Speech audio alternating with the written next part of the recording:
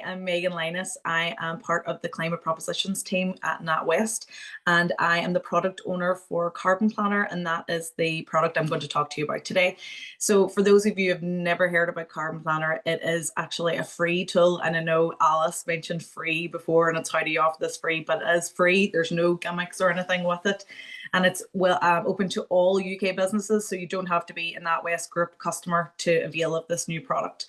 So on a high level, Carbon Planner will allow you to measure your carbon footprint. You'll have to input a bit of data and answer a few questions. Then you'll get tailored and quantified actions from that. And then you'll be able to set your targets and coming up with a plan to get you to reduce your carbon emissions.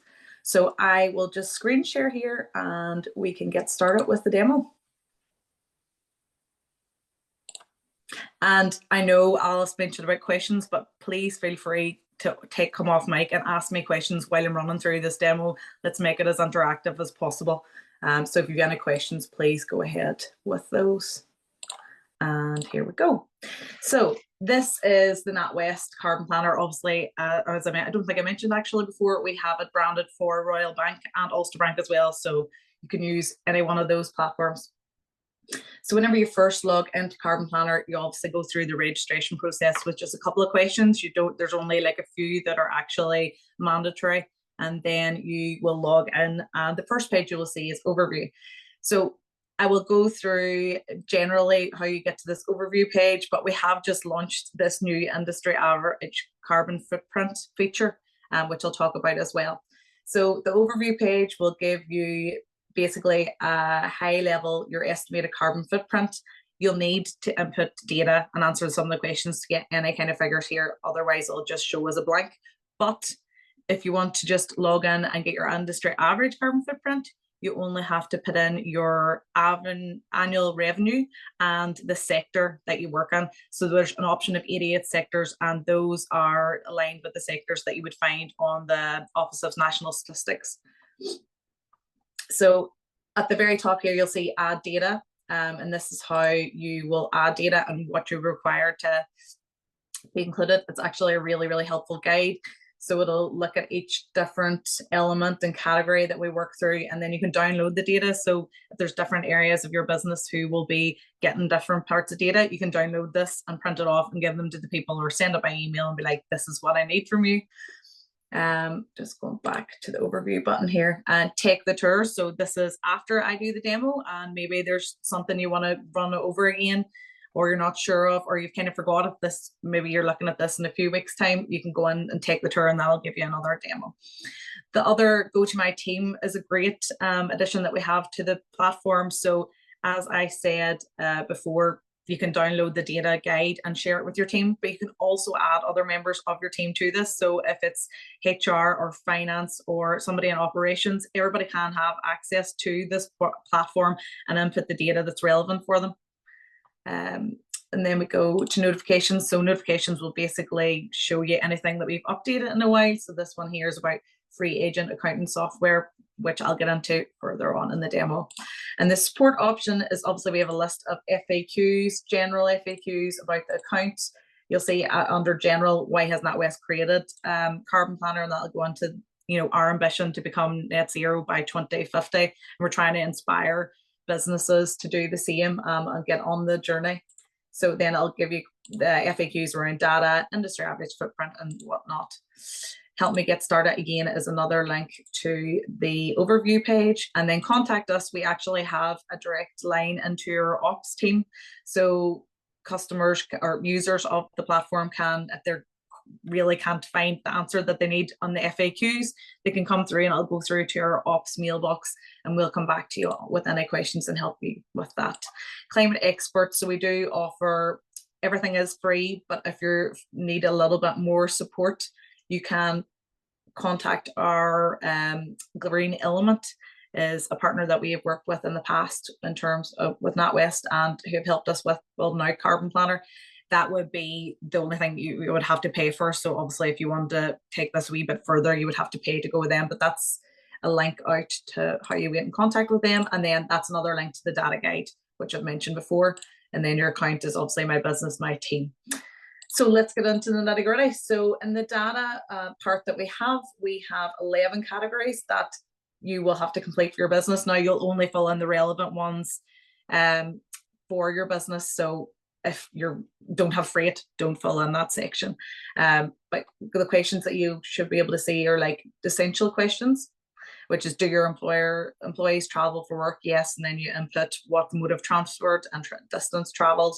And then in some areas there are extra questions, desirable questions, and that will just give you a more detailed carbon planner footprint, or more detailed footprint, and the actions go along with that. So under each of these categories there are different questions, and again, just fill in. There's under employee commuting, there's additional questions. You don't need to fill these in, just the essential ones for whatever ones are relevant for you. So once you input all this data, and as I mentioned, you've got the data guide to help you with that, you will get a footprint. And the footprint will show you their scope 1, scope 2, and scope 3 at the very top, high level, and then it'll actually break those down for each one. What I should have said at the start is the data for this profile is obviously not real. It's not a real customer, it's fake data. So just don't be worried if you're in the food industry and you're like, these numbers do not look anything like what I have put in. So these are just fake numbers. But what should speak true to you, or give you a bit of comfort, is the industry average carbon footprint for your industry. So again, we'll give you the total average footprint, and then we'll give scope 1, 2, and 3, and then the breakdown at the bottom. And then following on for that, you can set a target. So choose how you want to model your target. You can do a manual, enter your target, or you can do the modeling tool, which will actually create one for you. And the next one then is really useful. So this is around the actions. So based on the data that you've input on your carbon footprint, these are actions that you can take to reduce your carbon footprint. Now, you don't have to take every one of these actions. These are just a list of actions, and then you can see at the bottom there, add to plan. So we click into one of these actions, invest in supplier technology. You'll see that it gives you a bit of information as to what that action means. It'll give you an estimated impact around CO2, cost saving, initial investment, payback period. Considerations is other pieces of information that we feel are relevant for you to consider. And then notes, this is just open for you to put any notes on the system so that everything's captured in the one place. Resources, this links you into any kind of leadership content that we have that would be relevant to you if you're looking at taking up this action. And these can be found in other areas, but these are specific to the actions that you're looking at. And again, that's the same with products and services. So it'll pull any products and services that NatWest have or our partners have that would be relevant for you to take that action forward. So you can hit add to my plan, and then you can hit a start date, let's say May 2020. That wouldn't be relevant because that's past. And the December, so say December, and you want to complete it in 2 years' time. And then you can update your status to in progress or not started, and then add to plan. And once you hit add to plan, you can see this in your plan. And if you want to access it, it's just on the left-hand side as well. And it'll give you your impact, CO2, what category it related to, when you want to start it, due status, and other options and around save for later, or if you actually want to remove it from your plan. And this talks about your plan here. So as I mentioned before, we have resources, a lot of information. So we would have a lot of content on NatWest as a provider, and we would share links to this information or other websites that are useful and people we've partnered with. So this one is like our supply chain toolkit. So that's relevant for anybody. That's a toolkit that we offer as well for free. Again, don't need to be a customer for that, or just actual information and relevant articles. There's not just stuff from NatWest that we would get. It's also people that we've partnered with, as you've seen there, the supply chain sustainability skill, information from UK government, and Green Element that you'll have seen before. And then explore products and services. So these are products and services that NatWest offers. So you're going to see loans there, Lombard Vehicles Solutions, which would be around your electric vehicles, NatWest Green Loans and Lombard Asset Finance. But we've also signposted you to our partner services, Octopus Energy, or Energy Help and Support, which Daniel's going to talk to you about more about, and introducing our EV planner. And that, in a nutshell, is Carbon Planner. So I don't know if we want to take questions now or if we want to just go over to Daniel.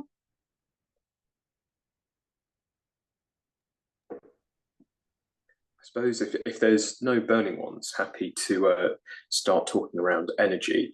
I think just as we do that a bit, keeping an eye on some of the questions that are coming in. Thank you to those already sending some, particularly around things like your tech stack and calculating the carbon footprint around that. The solution that Megan's just showed you, and some of the ones that I'll show you as well, in terms of how we've seen smaller businesses, potentially like yourselves, using these solutions. It can either be that you're using it directly for your own business, particularly Carbon Planner, to measure your carbon footprint. But you can also use the solutions with others that are either your customers, maybe if they are a data center, you can ask them for a bit more information using this kind of technology. Or you can also use it to slightly scenario plan what you might do in future. If you're anticipating your business growing or you're going to change premises, you can use these tools to actually work out what would that mean for your sustainability credentials. Because I'm sure, we've worked with a number of businesses who've experienced this. Some of you may have as well.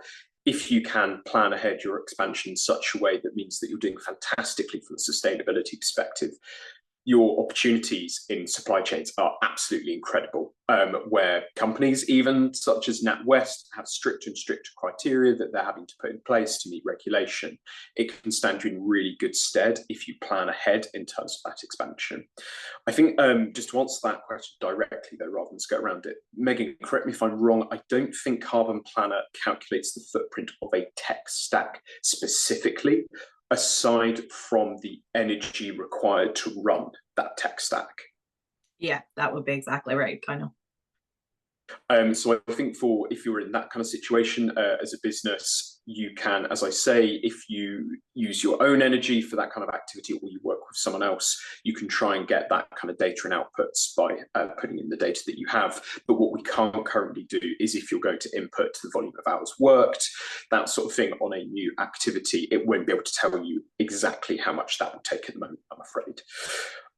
The next set of solutions that I'm going to show you are specifically focused on energy. Reason being, as we all know, energy costs have gone up significantly. They've come back down, but not to the level that they were before 2022, and we're not anticipating them going back down to that level. There is an anticipation that they may rise over the winter as well. So it's a big way that the businesses that we support want to reduce their carbon footprint and their costs at the same time. Just to flag around the solutions that I'm going to show you, they're not going to be relevant for everyone. They're going to be particularly relevant if you own or rent some commercial premises, or if the activity that your business does is supporting people that do. But again, you can use these in your supply chains. You can use them for scenario planning for the future to work out the kind of approach that you may want to take and how you want to grow your business. So all of the solutions I'm going to show you are accessible via a single web page. We're going to share the link around afterwards. And to what Megan said as well, every single one of these, everything I'm going to show you is completely and utterly free and available to every single UK business. You do not need to be a customer of ours. There is not a penny to pay with these as well. We've created these because of the amount of stress that businesses are under when it comes to energy usage. And we've got a responsibility to help people try and transition in a way that is sustainable, both from the environmental perspective, but in terms of the long-term financial health of businesses as well. There's a few different ones that I want to show you. The first is something called our energy analytics solution. There we go. My Wi-Fi is catching up. So it's the first one within this page. It's built in conjunction with a partner called Purse. This solution actually recently won an award, which we're really happy about, from the British Renewable Energy Association for the smart technology that it uses. But it's effectively designed so that either if you've already used Carbon Planner, or you are really just focused on energy, it will give you a good sense of where you currently are and the kind of actions that you should take. So to be completely clear with what Megan's just showed you, if you're trying to understand the whole of your business and what its footprint is and how you can transition, go to Carbon Planner first. It's incredible, the range of insights that it can show you. But if you're focused on energy specifically, then you can start off here. We've designed it to be as simple as possible to use to input minimum information. I'm sure any of you that have looked at trying to become more sustainable or are becoming more sustainable, the amount of information that you can be asked is overwhelming, and it's not worth the time investment to bring it together. This just takes a postcode and address.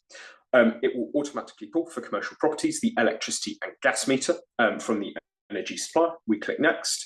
In this case, because there is a 30-minute meter or half-hourly meter in place, we just say that we've got permission to view it. This is one of our offices. Don't worry, I'm not looking at anyone's property that I shouldn't be. It's going to tell you about the property just to make sure that it's correct. We're also going to, and I'll go into more detail about this in a moment, pull up the land registry boundary. You can see just down there, which helps us calculate the solar potential of the property as well. If we're happy with those details, click continue, and that is genuinely how quick it is to pull together the data from your energy supplier, as well as overlay some analysis on what you could do. So that's the actual energy usage of the property, how much it could be reduced by.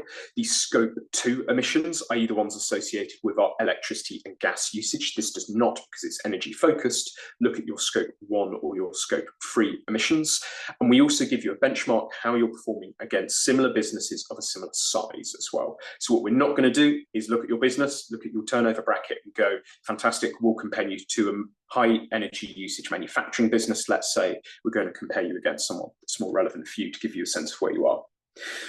What we can do as well, once we just put in a couple of details, is actually show you some of how energy is being used within your property as well.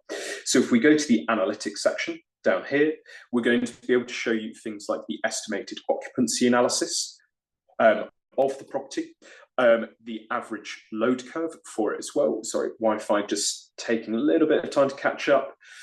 As well as we use machine learning, you can see within that summary to actually provide very specific to you suggested actions as to how you can reduce your energy usage from a behavioural perspective. So even if you don't own your property, there's still ways that we can suggest that you reduce your usage. What we can then do as well, using that analytics, we can then start to look at some of the kind of the bigger, maybe more costly actions that you could take, but that can really reduce your energy usage. So what we do based off the EPC data we can see what actions have already been taken within the property, if it's up to date. Things like we can see whether you've got insulation in your roof or in your walls in place, whether you've got a heat pump, whether you've got a boiler. And what we can do specific to your property is suggest what may be a better or worse option for you. So particularly for R1, roof insulation being the one that we haven't yet got in place, and we should look at if our concern is cost.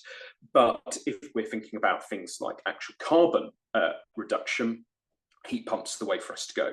So it allows you to compare and contrast, depending on what your priority is, what action you could potentially take. The second thing that I want to show you that we've got within that page as well is to help you explore solar panels, if that is the kind of thing that you can explore depending on your property. So around solar panels, we appreciate it's a technology that people are aware of. We are relatively positive on as well, but it can be incredibly overwhelming trying to understand who to work with, whether you should get them, because people are going to tell you lots and lots of different things. So we've tried to make it as quick as possible to understand whether solar panels are viable for you. So similarly to the solution you saw before, this just needs a postcode or an address. Once we click that, this is the bit that I mentioned we go into a bit more detail on. That image should be familiar from that first solution that you saw. Is going to pull up the land registry boundary for the property. But what you can do as well, you can adjust the area that we're looking at by clicking and dragging this, either because you are in part of the building rather than the whole building, or you only want to look at part of the building. We allow you to do that. But for this one, we'll use the whole of the property, just because it's a kind of nice shape to really demonstrate what we can do. Doing that, we hit Generate Solar Report. And what happened in that time was the tool used data from the Sentinel-2 satellite, which is owned and operated by the European Space Agency, to actually work out what the energy benefits to that property would be if we were to install solar panels. We've also calculated the estimated installation cost, obviously quite a big building that we've looked at there, so it's very, very high. as well as things like the payback period as well, because we appreciate that for a lot of businesses, that is going to be a real deciding factor. I'll show you what these numbers are actually based off, which is what we've got down here. So this is the solar potential of that particular property.